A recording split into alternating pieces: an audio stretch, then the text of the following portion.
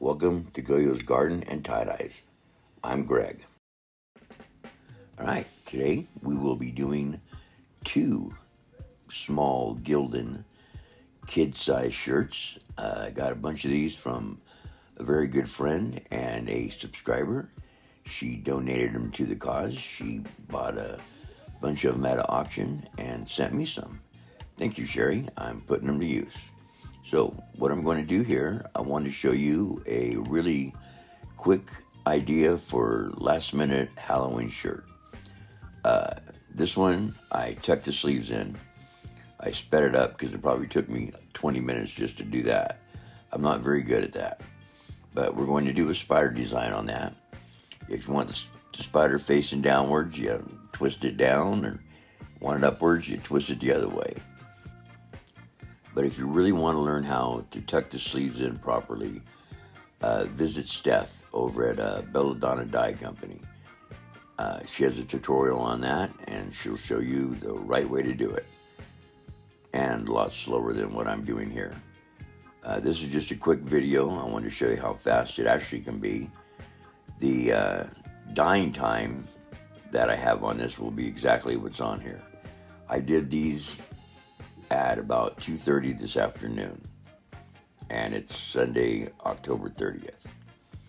But I'm using string because all my goodies are still kind of put away from a different project I was doing that some of you know, and I couldn't find my rubber bands, so using string.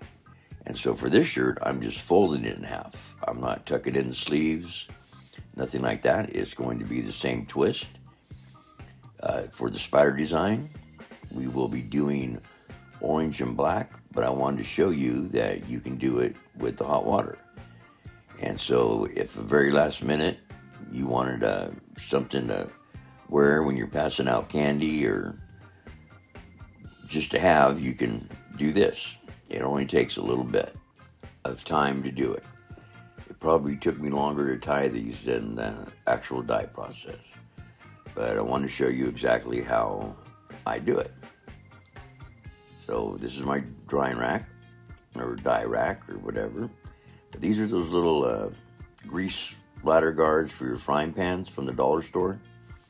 If you want a nice, even spread of dye on your project, this is the way to do it. This is probably only good for if you're doing the double-sided 2 different dyes. Give a little tap and spread out pretty good. And it doesn't take that much. I'm actually using new black. That was the very first black I got from Dharma when I started dyeing. There was a little bit left, so I decided to use it up. And I could put the splatter guard thing right on the shirts here because the shirts are dry. But when you do it the second time around, you don't want to stick it on the shirts because it'll be wet from spraying. And I have 2 separate ones for the 2 different colors, so I don't get cross-contaminated, even though the 2 colors are going to run into each other. So, just about done with that one. I'm putting the lids on them while I'm doing other things because the wind's blowing pretty good out there, and I don't want stuff flying all over. So we're putting on the soda ash, but the shirts were washed, dried, and soaked in soda ash. I believe I forgot to mention that in the beginning. But with the hot water, you want to add a little bit more. Okay. Now, this is where I get my hot water. You can see in the far right where I'm going, I have my barbecuer with a big pot on top of there that I just keep the hot water hot in it, so I don't have to run up and down the stairs. It's nice and easy. But you want to stand back a little bit when you're pouring it, because if you get splatter, man, it really hurts. Okay, so let's start spraying these things. And these are not sped up. This is the actual dyeing of it. Just work that black in a little bit. You don't want to spray it as much as you normally would. You only want it to go in a little ways.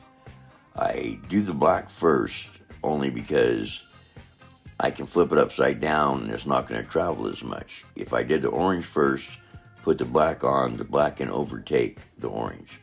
So when the orange goes on, it's filling in all the white spots. It's also going into the black, but you can't see it because it's in the black.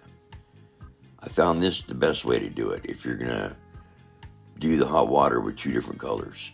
See, it didn't go all the way through. That's perfect. So now you don't want to touch the screen to the shirt because your dye will stick to the screen. Just tap it a little bit and it works it all around very nicely. Yeah, it looks pretty bright here, doesn't it? All right, I'm going to do the same thing the second one.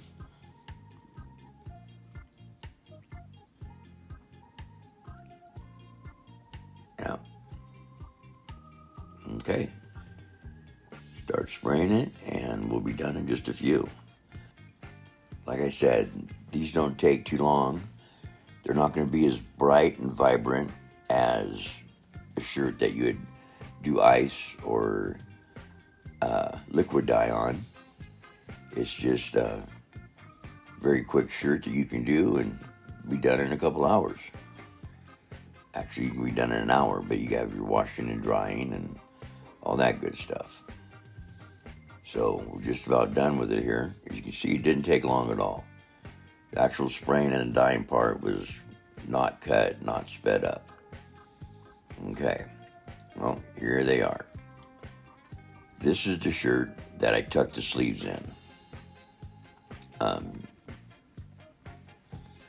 didn't get as much orange on there as I would like to, but oh well.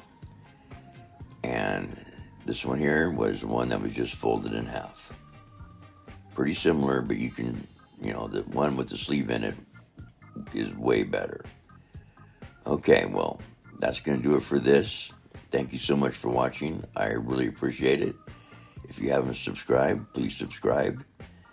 If you like it, please hit like. And if you want to share it, by all means, share it. I hope you have a wonderful Halloween. And thank you. I'll see you next time.